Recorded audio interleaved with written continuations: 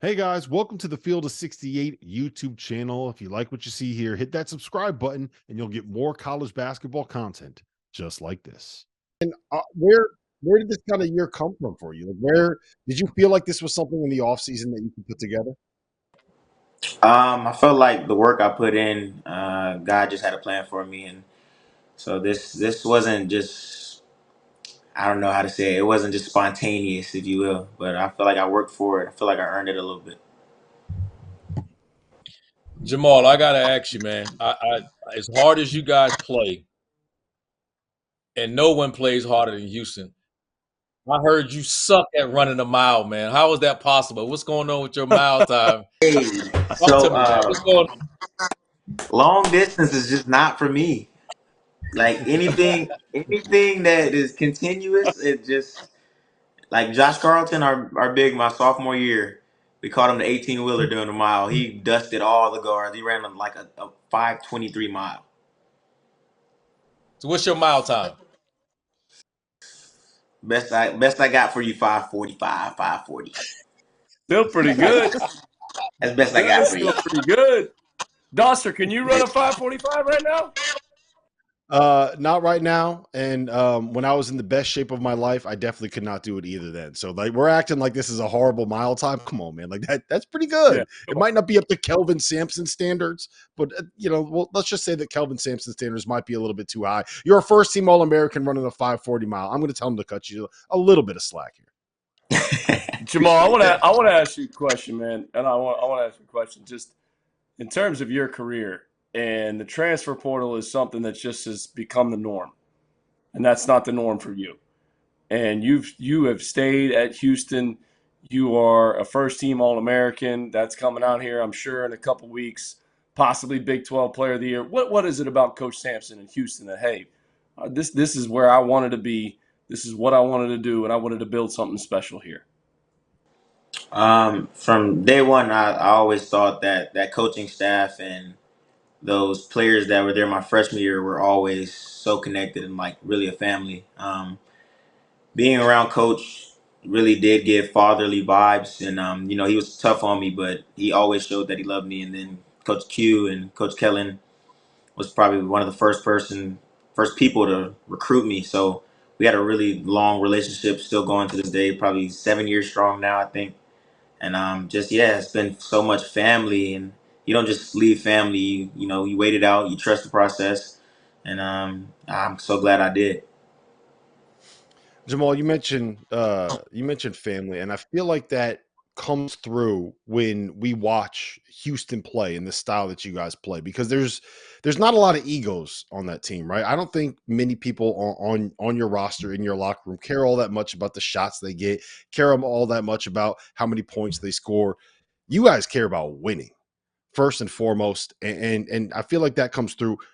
Was that something that developed in you? Was that something that you always had? Is that something that Coach Sampson prioritizes? Like, where does that come from in the Houston basketball program? I think it's just a testament to the guys that we have around each other. We all root for each other, even if it's not our time yet or it's not our turn yet. We all root for each other because we're winning. That's another part of it. It's easy to root for the next person and be positive when you're winning, so that helps a lot. But yeah, those guys are really like my brothers, and every year that I've been here, I've had a great group of people around me. So it makes it so much easier.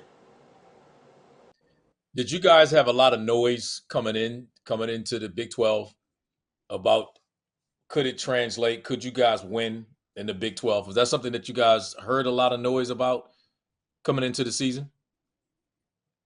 We saw a lot of stuff, we heard a lot of stuff, but we just didn't understand where it was coming from. We've been a winning program for a couple of years now, on the big stage when it mattered the most, playing against other conferences and whatnot in the March Madness tournament. So we heard it, we just didn't understand it. We put our head down and just got back to work. Jamal, growing up, who was your guy? Who were you trying to model your game after? Who were you watching? Who's one of your idols? I say it all the time. It's my older brother. That dude taught me everything I know about basketball, even if he didn't say a word. I watched everything he did, copied every movement I could possibly, and I was just the right-handed version of him. He's left-handed, so My older brother was literally my guide to basketball. What was his mile time? Ooh, he ran the mile too. Like he actually ran a 5:15 mile before. What's Jeff Goodman's right. mile time? That's what we got to figure out. What's Jeff Goodman's? About It 2 can't be- hours. It's not. Yeah, it's not good, Jamal. It's about 2 hours. He'll finish a lap in 5:45. We need to get Jeff here to pick on him a little bit. Jamal, I got one last question for you from me. When you hear about all the noise about your team as well going into the tournament, what's different about this team? Because for me, it seems like this team you always been really good defensively, but you guys seem to be a little bit better offensively. Is that because of just the maturation of your team? Is it because Emmanuel stepped into that third scoring role? Like, what's different about this team as you guys head into the NCAA to give you the feeling like I believe you guys will end up in Phoenix and possibly win a natty? But what's different about this team we can look forward to in the tournament? I think it's just a lot more trust. I've been there with a couple of these guys already, and then you got guys like LJ, who's already established, and then I've been there with Emmanuel. I've been there with J1. I've been there with JVA.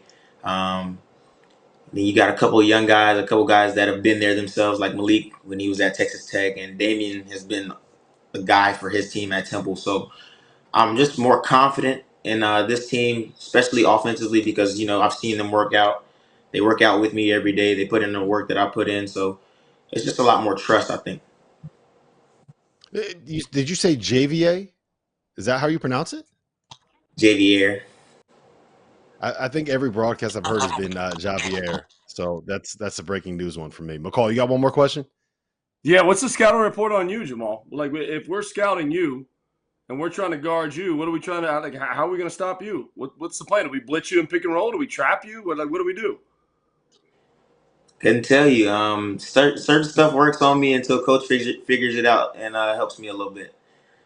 People saw the Iowa State game and started to trap me a lot more after that. But then coach made a lot of adjustments in practice, and we started to break those traps and go score out of them. So stuff works on me, and just we'll see for how long until me and coach figure it out.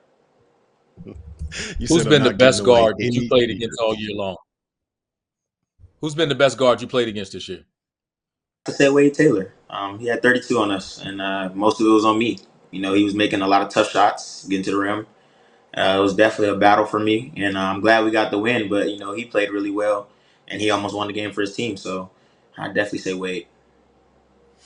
Last one I got for you, Jamal. The transition to the Big 12. What was the toughest part about this? Right, I think everybody knew how good Houston was. I don't know if we all necessarily expected you to put up the same record. Right, even Coach Sampson in the offseason told me for the Almanac that we're not going to be able to go 27-3 playing in the Big 12, and here you are, like one win away from going 28-3. So what has that transition to a different league been like? I think the hardest part about the Big 12 was just the consistency of playing somebody good every single night. Like our first 3-game stretch, we went 1-2, and we played 2 road games at Iowa State, at TCU. Those are 2 really good teams, and they were, I think, 3 days apart. In the American, you get kind of a stretchier season. We had like 4 days in between some games. We didn't play a lot of back-to-back games. Like Saturday, Monday, big Monday game was different to me. Your body has to get used to it. It's rough, and it's a lot of good teams, a lot of good players, and your body just has to adjust to it. Well, listen, I'm gonna Jamal, put you on the spot. Are you the best? Are you the best point guard in the country? Oh, I love it. I'm the best point guard for my team right now. Nice. Don't be shy. Oh, man, look at that answer. It's all right. You got my vote right now. I said you the best two-way point guard for sure. Don't worry about it. Don't be bashful right now. Just let them know. I appreciate that. The humbleness. I love it. Listen, he don't play Jamal. Humble. He don't play humble. I ain't giving him that humble crap. He don't play humble. Let him know, Jamal. Let him know, Jamal. Listen, Jamal, appreciate you being here, man. Thank you for watching the Field of 68. If you've enjoyed what you've seen here, hit that like button, share this link with your friends, or check out the description for some other places that you can consume Field of 68 content.